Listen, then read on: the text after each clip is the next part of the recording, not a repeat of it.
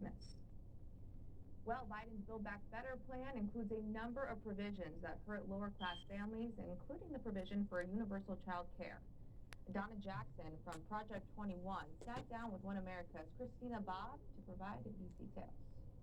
Donna Jackson, accountant and director of member services at Project 21. You're very familiar with the Build Back Better bill, and particularly the universal child care portion of that. What can you tell me about it? Well, right now there's a lot of debate about getting people back to work because they don't have childcare. And built into that Build Back Better bill is supposed to be this universal childcare that's going to help low-income families and get them working.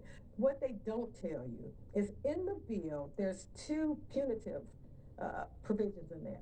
One is that if you're low income, below the median income, 75% of the median, whatever it is, if you are married, you actually get penalized for being married and low income so that you're not eligible for the program.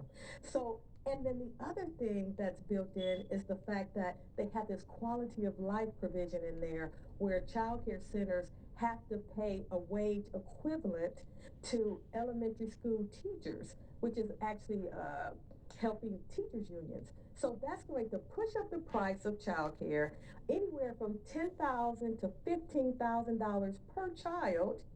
But then I penalize you if you're low income, so I make you pay for that. And what's the rationale for penalizing either married families, basically? Because they don't want families to be married.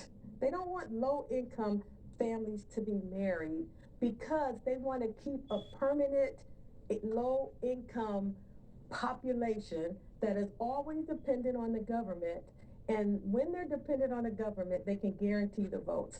And there's accumulative effects in a lot of that Build Better plan.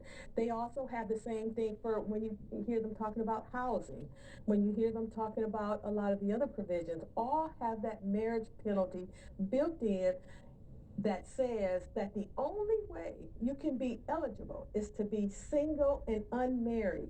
And they penalize you if you are low income and get married. Because what happens when you have a couple that's working together, they actually build a synergy between each other, and they actually realize that they can work their way into the middle class.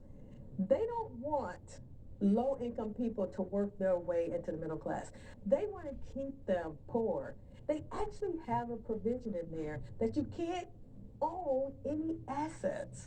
Imagine this, you can't save any money that would work towards getting you a house, that would work towards you being able to deal with an emergency, or you won't be eligible. And what do you have? People that are permanently stuck in the lower class, and they have to depend on you. It's like, don't we'll help you as long as you don't improve yourself.